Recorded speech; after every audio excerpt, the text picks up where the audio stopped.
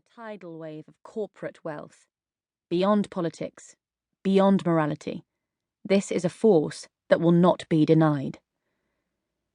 The existence of an all-powerful capitalist inner circle dedicated to its own secret agenda has long been an accepted fact amongst conspiracy theorists.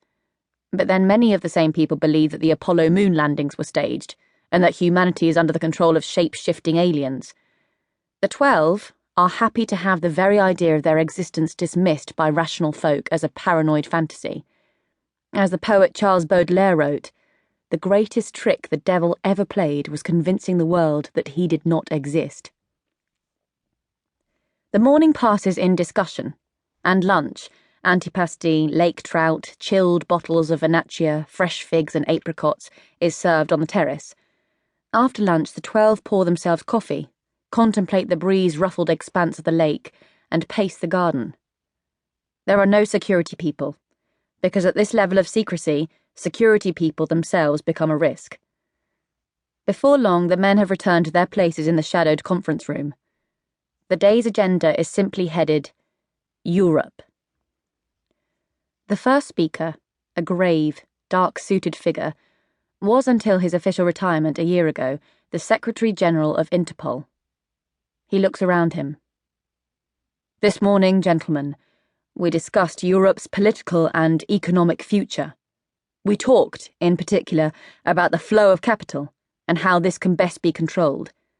This afternoon, I want to speak to you about a different economy. The room darkens, and the 12 turn to face the screen on the room's north wall, an image of a Mediterranean port of container ships and ship-to-shore gantry cranes. Palermo, gentlemen. Today the principal point of entry for cocaine into Europe. The result of a strategic alliance between the Mexican drug cartels and the Sicilian mafia. Aren't the Sicilians a spent force? Inquires the American. I was under the impression that the mainland syndicates ran the drugs trade these days. That used to be the case, until 18 months ago the cartels dealt principally with the 'Ndrangheta from the southern Italian region of Calabria. But in recent months a war has broken out between the Calabrians and a resurgent Sicilian clan, the Greci. A face appears on the screen, the features austere, the dark eyes coldly watchful, the mouth a steel trap. Salvatore Greco has dedicated his life to resurrecting the influence of his family, which lost its place in the Cosa Nostra power structure in the 1990s, following the murder of Salvatore's father by a member of the rival Matteo family. A quarter of a century later, Salvatore has hunted down and killed all of the surviving Mattei. The Greci and their associates the Mazzini are the richest, most powerful, and most feared of the Sicilian clans.